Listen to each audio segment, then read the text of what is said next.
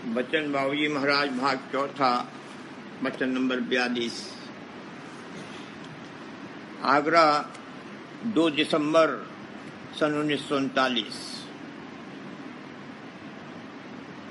होशियार आदमी जानता है कि यह संसार और इसके सामान वगैरह सब नाशमान है और इसके सुख क्षणभंगी है, मगर परमात्मा की चाह तभी हो सकती है जब दुनिया के तजुर्बात अंतर में पेवस्त हो जाएं।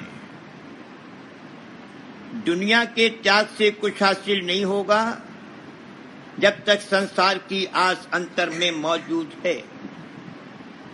मालिक के चरणों में पहुंचने के लिए अनुराग सहित बैराग होना चाहिए। जो होशियार और बेदार मग्न है उसको मालूम होगा कि ये जगत नाशमान है। चाहे जिस कदर दुनिया का सामान प्राप्त हो, यहाँ हमेशा कायम रहने वाला सुख और आराम नहीं मिल सकता। जिसको यहाँ सुख और आराम मानते हैं वो असलियत में सुख और आराम तो है नहीं, मगर जो कुछ भी है वह भी क्षणभंगी है, जरा जरा देर में विनष्टा रहता है। यहाँ का धन दौलत, हुकूमत, इख्तियार वगैरह किसी पर भी भरोसा और एतबार नहीं किया जा सकता। बड़े से बड़ा बादशाह जिसके पास सब सामान, ताकतें और इख्तियार मौजूद हैं, चिंता, तरद्दुद, रोग, शोक, रंज, त्रियता वगैरह से बरी नहीं है और वो इत्मीनान के साथ नहीं कह सकता कि वक्त जरूरत और मुसीबत के ये चीजें कारगर होंगी।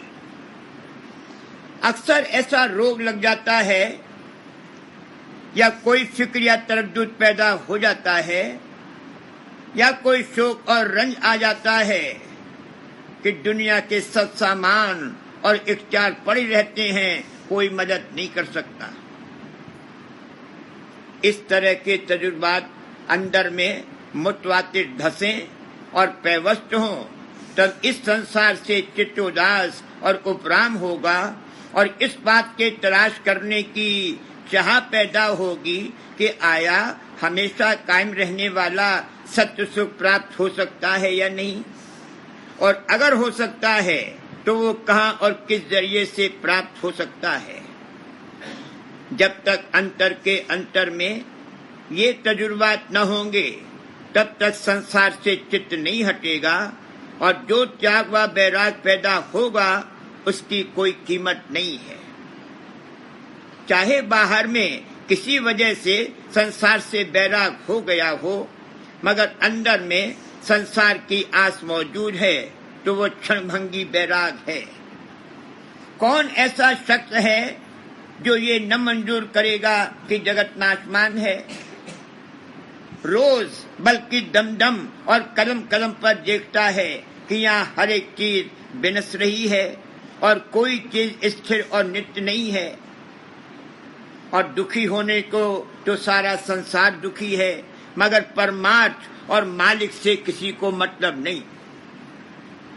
अस्पताल में चले जाओ या जहाँ कहत पड़ रहा है या जहाँ मरी बीमारी, आपत्ति और विपत्ति आई है या जहाँ भूचाल आया है, जैसे बिहार और कोयटा में आया था, तो वहाँ हजारों लाखों मर्द औरत और बच्चे त्राही त्राही करते नजर आवेंगे।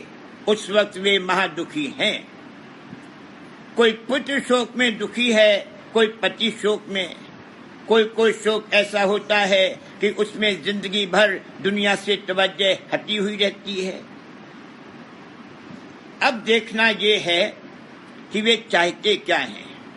गौर करने से मालूम होगा कि वे ये चाहते हैं कि जिस संसारी वस्तु या यार दोस्त, रिश्तेदार वगैरह से वियोग हुआ है या जिस संसारी भोग और सुख के न प्राप्त होने या उसके चले जाने में वह दुख और शोक आया है, वही सुख और सम्मान प्राप्त हो जाए। कहने का मतलब ये है कि किसी वजह से संसार से तवज्जो हटी और वैराग सा आया भी मालूम हुआ, मगर संसार की आस नहीं गई। मरते वक्त भी यही ख्वाहिश रहती है कि फिर जन्म लेकर आवें और भोग भोगें। आज से जीवन है, संसार की आस मन में धरी हुई है, तब संसार में तवज्जो जाती है और सब काम काज करता है। आस के अनुसार बास मिलता है। जिस आस को लेकर जिस चोले में आया है वह आस टूट जाए या निकल जाए तो वो चोला कायम नहीं रह सकता, छूट जाएगा। तलवार से मारने की जरूरत नहीं है। अगर किसी तरकीब से ऐसी हालत पैदा की जा सके कि दुनिया में किसी चीज में भी तवज्जो न जाए और शौक न आवे तो आप ही आप मर जाएगा। इसलिए कहा है कि खाली त्याग और बैराग की कोई महिमा नहीं है। अनुराग सहित बैराग हो तो फायदेमंद है। अगर मालिक के चरणों में राग और तवज्जो न आई तो हकीकत में संसार से बेतवज्जगी और बैराग हुआ ही नहीं। मालिक के चरणों के राग और अनुराग से जो बैराग उत्पन्न होगा उसकी महिमा और कदर और कीमत है। एक जगह से तवज्जो हटाने के लिए किसी दूसरी जगह तवज्जो लगानी पड़ेगी। संसार की वृद्धि की आशा लेकर संसार से तवज्जो हटना और बैराग होना भ्रष्ट और बेकार है। त्याग और बैराग जैसा कि ऊपर कहा है उसी का नाम है जो मालिक के अनुराग के फलस्वरूप में हो। तवज्जो और चित्त ही बढ़ते बढ़ते इश्क और प्रेम के दर्जे पर पहुंच जाता है। यहाँ भी जिस चीज या जानदार में जिस कदर तवज्जो जाती है उसी कदर उसमें प्यार और प्रीत है। मगर यहाँ तन अभिमान और मन अभिमान की प्रीत और प्यार है। तन और मन के अलावा कोई जौहर है जो तवज्जो का अथाह समुद्र है। वो जब जागेगा तब प्रेम और इश्क पैदा होगा और तब ये मालिक से मिलेगा। यह भी प्रेम रूप है और मालिक भी प्रेम रूप है। मालिक की तरह ये भी समर्थ और शक्तिमान है, मगर इस वक्त वो शक्ति सोई हुई पड़ी है। उसकी इस वक्त खबर भी नहीं है। उसी को जगाने का नाम परमार्थ है। यहाँ तवज्जो और प्रीत और मोहब्बत और मोह के लिए परवाने और क्षमा, मछली और जल और चकोर व चंद्रमा की मिसालें दी जाती हैं।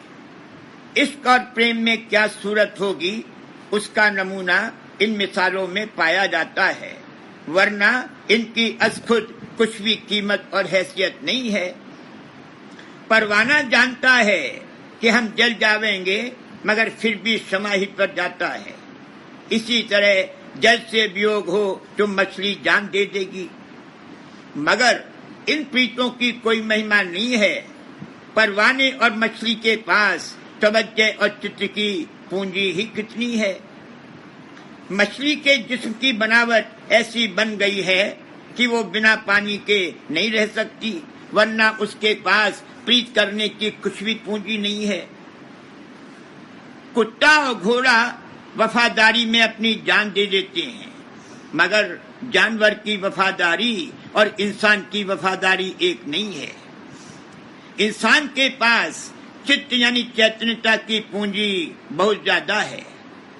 इंसान के ऊपर देवताओं और ब्रह्म और पार ब्रह्म पर में दर्जे बदर्जे और भी ज्यादा प्रीत है। और इन सब के ऊपर निर्मल सूरत चैतन्य में तो अथाह शक्ति है। सूरत मालिक से प्रेम और इश्क कर सकती है। उस सूरत की शक्ति को जगाना परम कर्तव्य और परमार्थ है।